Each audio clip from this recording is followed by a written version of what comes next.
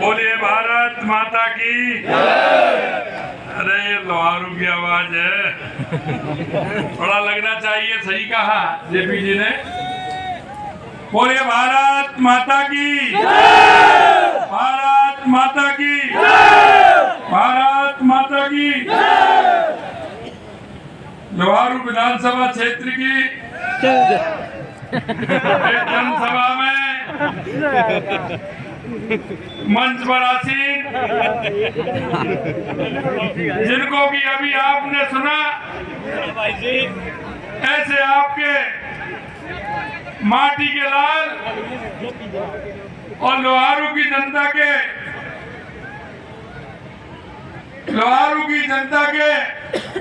ऐसे लाल जिन्होंने अपने क्षेत्र में जिस तरह से काम किया है, आपके दिलों की धड़कन, आपके लाल सम्मानीय जेपी दलाल जी।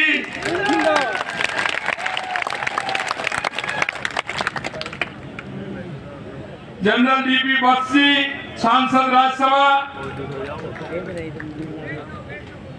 राजस्थान के विराटनगर के विधायक भाई कुलदीप धनखड़ जी, यहाँ प्रवासी के रूप में आपका काम देख रहे हमारे गंगानगर के पार्टी के वरिष्ठ नेता जिलाध्यक्ष भाई आंतराराम जी तरण साहब,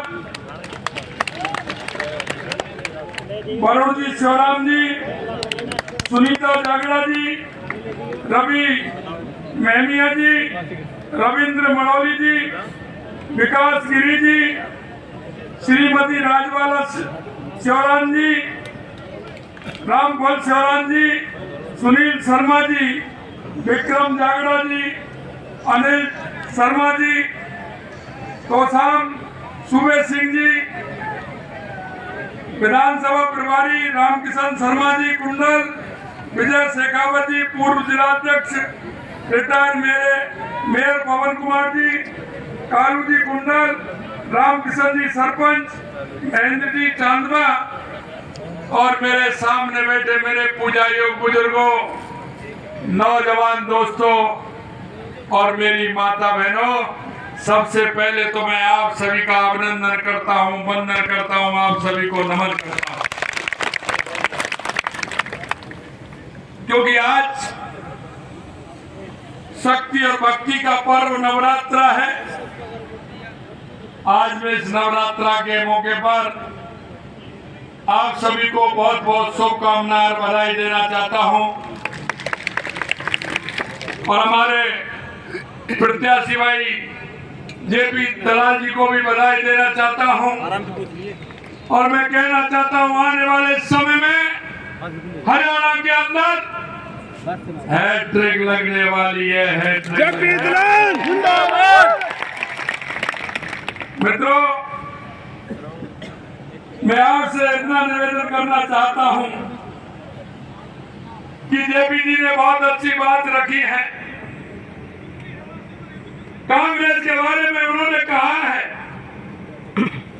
कि कांग्रेस अब से नहीं। आपसे कहना चाहता हूं मेरे भाई और बहनों, जब भी चुनाव हुआ है आप कांग्रेस के घोषणा पत्रों को उठा करके देख लीजिए कि इन्होंने हमेशा घोषणा पत्र जिस तरह का चुनाव में आने से पहले दिया है, क्या किसी भी चुनाव में उस घोषणा पत्र को इसने पूरा किया है? आप उठा लीजिए इनके अब के नहीं 5 साल पहले, 10 साल, 15 साल, 20 साल, 25 साल, आप कभी भी इनका घोषणा पत्र उठा के देख लीजिए। और मैं आपसे इसलिए कहना चाहता हूँ, आप सभी पढ़े लिखे हैं, जानते हैं, आपको वेबसाइट में इनके घोषणा पत्र मिल जाएंगे। और इन्होंने जब चुनाव आते हैं तो देश की और प्रदेश की जनता को किस तरह से ये सपने दिखाते हैं, लेकिन उसके बाद ये कहीं नहीं मिलते और ये झूठ और लूट की इन्होंने दुकान खोल रखी है। भाई और बहनों, मैं आपसे इतना निवेदन करना चाहता हूं कि आपने देखा होगा कि हरियाणा के अंदर जेपी दलाल जी अभी कह रहे थे कि इन्होंने नौकरियां किसको दी थी, आपको ध्यान नहीं है क्या? किस तरह से इन्होंने नौकरियों में भ्रष्टाचार किया था, युवाओं को धोखे में रखने का काम इन्होंने किया था। और यही नहीं मेरे भाई और बहनों, अरे जमीनों का घोटाला कितना किया जा रहा है, ये तो कांग्रेसियों से पूछ लो कि उन्होंने किस तरह के घोटाले किए थे। और हमारे किसान को 2 रुपए, 3 रुपए और 4 रुपए के चेक देने का काम इस कांग्रेस की सरकार ने किया था, इस कांग्रेस की सरकार ने किया था। मैं आपसे कहना चाहता हूं कि कांग्रेस, अगर सही मायने में मैं कहना चाहता हूं तो कांग्रेस एक भ्रष्टाचार की जननी है। अगर इस देश में अगर सही मायने में कहें कि यह भ्रष्टाचार किसने किया, इस भ्रष्टाचार की जड़ में कांग्रेस है। और ये कांग्रेस भ्रष्टाचार की जननी है, भ्रष्टाचार की जननी है। इनके अगर नेताओं को आप देखेंगे, ये बड़ी बड़ी बातें करते हैं, लेकिन मैं आपसे कहना चाहता हूं, किसी नेता का रिकॉर्ड उठा करके देख लीजिए। आप कह रहे थे कि कांग्रेस के लोग चुनाव के बाद ढूंढने से भी नहीं मिलते हैं, कहीं नहीं मिलते हैं। मैं आपसे इतना निवेदन करना चाहता हूं और ये विश्वास भी दिलाता हूं कि 2014 के बाद देश के यशस्वी प्रधानमंत्री नरेंद्र मोदी जी ने जो 2014 के बाद देश में परिवर्तन लाने का काम किया है, वो आप सभी के सामने है। चाहे वो हमारी गरीब कल्याण की योजनाएं हो, चाहे हमारे विकास की योजनाएं हो, या आतंकवाद और नक्सलवाद का खात्मा हो, या देश का दुनिया में बढ़ता हुआ स्वाभिमान हो, यह 2014 के बाद आपने देखा होगा।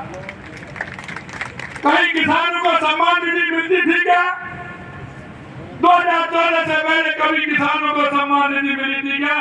मैं आपसे पूछना चाहता हूं, आप बताइए 2014 से पहले किसी किसान को सम्मान निधि मिलती थी क्या? अरे किसी गरीब के बैंक में खाते होते थे क्या? अरे गरीब तो बैंक में जाता ही नहीं था। अरे एक और बता दो मेरे को, कभी गरीब का बीमा होता था क्या? अरे गरीब बीमा को जानता था क्या? अरे मैं तो कहता हूँ, अरे वो गरीब तो बीमा की क्या चले, बैंक की चौखट पर नहीं चढ़ सकता था, कभी बैंक में जाता ही नहीं था, बैंक में उसका खाता ही नहीं था। लेकिन देश के यशस्वी प्रधानमंत्री नरेंद्र मोदी जी ने अरे बैंक में खाता भी खुलवाया और 12 रुपए में गरीब का बीमा भी करने का काम किया। ये देश के यशस्वी प्रधानमंत्री नरेंद्र मोदी जी ने किया। मैं आपसे कहना चाहता हूं, कभी बारिश आती थी तो हमारी माता बहनों को पूछिए, वो सबसे ज्यादा चिंता करती थी तो अपने ईंधन की करती थी, क्योंकि आप तो इधर उधर से जाते थे, घर में जाकर के बैठ जाते थे। हमारी माता बहनें खाना बनाती थी, खाना बनाती हैं तो उनको चिंता भी रहती है कि खाना कैसे बनेगा, वो ईंधन को सुरक्षित रखती थी। लेकिन हमारी माता बहनों को सम्मान देने का काम किया तो देश के यशस्वी प्रधानमंत्री नरेंद्र मोदी जी ने किया। आज अगर घर पर जाते हैं तो पहले चाय वाले के चाय की कहते थे तो ईंधन इकट्ठा ईंधन लाते थे जब बनाते थे, अब तो आराम से बटन घुमाया और गैस पर थोड़ी देर में चाय बन करके अस्थि का सत्कार भी हो जाता है और मेरी माता बहनों को धुएं से भी दूर रहना होता है। ये देश के यशस्वी प्रधानमंत्री नरेंद्र मोदी जी ने किया। भाई और बहनों, मैं आपसे इतना और कहना चाहता हूं कि ये हमारे गरीब कल्याण की योजना है। आज महसूस होता है उस गरीब को कि हाँ, हमको सरकार के द्वारा सहायता मिलती है, लेकिन इससे पहले कांग्रेस ने सिर्फ गरीबी हटाओ का नारा दिया था। कांग्रेस का कभी गरीब से, किसान से कभी भी कोई संबंध नहीं रहा। अरे मैं कहना चाहता हूँ राहुल जी, अरे आपकी दादी जी ने भी गरीबी हटाओ का नारा दिया, आपके पिताजी ने भी गरीबी हटाओ का नारा दिया, बीच में मनमोहन सिंह जी भी दे करके चले गए, सोनिया जी ने भी गरीबी हटाओ का नारा दिया। अरे आप गरीबी हटाओ को नारा दे रहे हैं, आप कब तक इस गरीबी हटाओ को नारा दे करके इस देश की और प्रदेश की जनता को कब तक लूटने का काम करोगे, कब तक लूटने का काम करोगे? और घोषणा पत्र में आप देखो, इन्होंने गरीबी हटाओ का नारा दिया है। मैं कहना चाहता हूं, अगर गरीबी हटाने का काम किया तो देश के यशस्वी प्रधानमंत्री नरेंद्र मोदी जी ने किया।